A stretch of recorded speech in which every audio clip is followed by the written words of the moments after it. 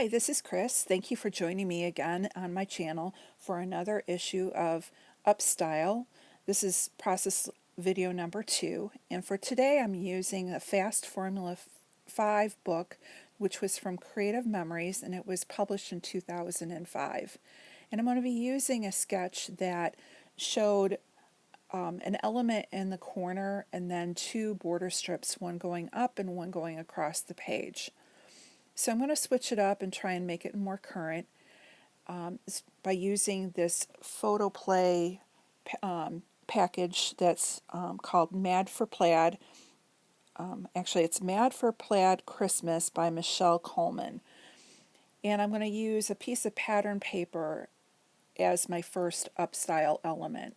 Back in 2005, when we would have been scrapbooking using the Creative Memories formulas, we would have been actually doing it on the actual album page, and so it would have been a plain background. So that's the first thing that's going to change up the sketch. So I chose this tree paper because this is pictures of my grandson looking at the tree lighting in our town. And then I decide to pick my photo or my journaling card that's going to go in the bottom left-hand corner as my element. So I cut down the paper to 11.5 by 11.5 because I'm going to go ahead and mat it on a background piece and give it a frame. That's something else that we didn't do in 2005. I decided that I like black background instead of the green because the green didn't match the plaid I decided to go with. So I'm going to go ahead and mat the photos of my grandson on this plaid, and then I'm going to mat that onto the black cardstock so that it pops off from this busy paper. And that tones down the busyness of all the patterns together and breaks it up. And that's where I'm going to change my mind on the green script paper and go with just the black frame. I will gut this paper out so that I can have the inside to use for other projects in this layout. So here I go, and I'm going to go ahead and mat that down. And I was really torn with using a plaid for the background, but I just thought that tree was a little bit better. And then I decided to go with the Hello Santa as my journaling card because it seemed to pop off the best from that page. So now I'm cutting two 3¼ by 4¼ backgrounds, one that I'm going to mat this Hello Santa card on, and then the other one I'm going to gut and use as a frame. And what I'm doing is I'm actually making a shaker pocket. Now again, that's something that's more current and we wouldn't have done in 2005. So I'm going to go ahead and gut this down, and you're going to see me make that shaker pocket, which again, even though it's going to be the same design layout, it's using elements from today in a more current way. So here I've got testing out the frame to make sure it all fits down. And then what I'm going to do is use my X-Acto knife, and I'm going to cut 4 strips from some black fun foam. And I used black so that it couldn't be seen from the sides. And this is going to hold all the sequins and bits in the shaker pocket. And by doing it using your cutting guide, it kind of helps you go straight. I did have to trim a few, which does gunk up my scissors a little bit, but I've gone ahead and now I'm just going to start putting those strips on the sides. I kind of tested it onto the top frame just to make sure they weren't too wide. And then again, I'm just going to go around the edge and trim things off.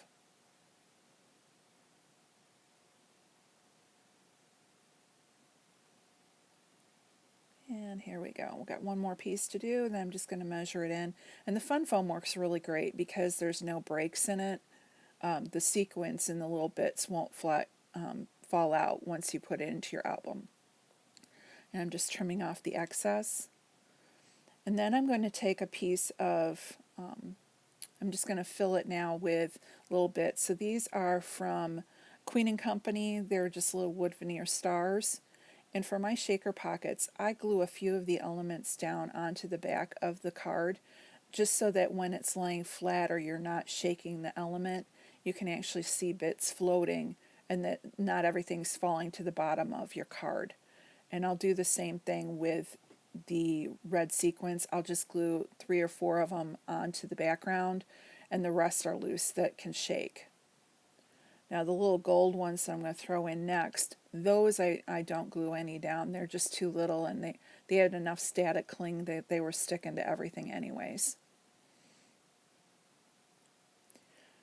So now I'm going to take a piece of these Mrs. Grossman stickers. These are from 2001, and I'm going to put them on some white cardstock, and I'm going to trim them out, and I'm going to use those as little loose elements to also put in my shaker pocket.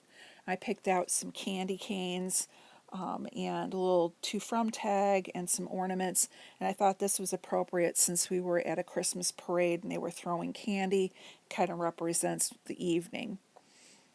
So I'm not going to make you watch me cut all these out.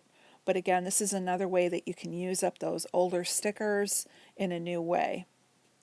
Then what I'm going to do is put my ATG tape down on the frame. I'm going to glue it to a page protector, and then I'm going to trim that out, and that's going to be the cover of my shaker pocket. And you can just use the cheap, you can even use, if you don't have a page protector, you can use old packaging. Anything that's clear plastic will work. And then I'm going to take my ATG, or my quick dry adhesive, and I'm going to glue around the foam. I end up putting up too much, so I'm going to just take a scrap piece of paper to spread it out a little bit so it doesn't spread too much, but it does dry clear, so I'm not too worried about it. You could also use glossy accents if you wanted instead.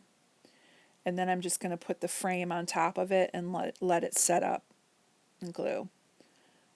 So the next thing I'm going to do is I'm going to take the red plaid paper and I'm going to cut 2 1 1/4 inch strips, and I'm going to fishtail those, and those are going to be the elements that come from the top of the corner pocket up and to the side that was in the Fast Formula book, and that will give that element that of the border strips that was back from 2005. But again, fishtailing it, something different that we weren't doing back then, so you're bringing it to something that's used more currently now. I am going to back both of those also on black cardstock so that they do pop up. And then I'm going to glue everything down to the corner. So you'll have my shaker pocket in the corner, and then these 2 banners going, one going up and one going across. Now the next element that's going to bring some of the old and new together is I'm grabbing this Mrs. Grossman design lines that were from 2000, or actually these were from 1997. I take a green one and I cut it in half, and I'm going to have one of these ribbon strips going up and one of them going across the bottom. And no one that looks at my album will know that these were old product from my stash.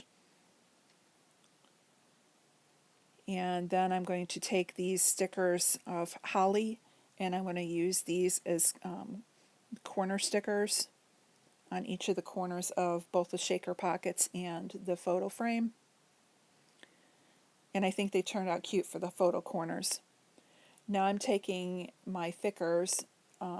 The larger font is called Celebrate, and then a small gold glitter font is called Happy, and I'm going to spell out Happy Moments. And the last thing that I'm going to do is I'm going to sprinkle glitter or sequins up and down and glue them onto the banner strips and bring some of that sparkle up and down across the page. And I think it turns out pretty cute. Again, this is a great way of taking one of those old inspirations and some of your old products, freshening it up and making it into something that's more current. I want to thank you all for joining me again for my Upstyle series, and I hope I can bring you more. If you liked what you saw, please hit the share button down below. And as always, thank you for stopping by, or hit the subscribe button, and thank you for stopping by, and have a great day.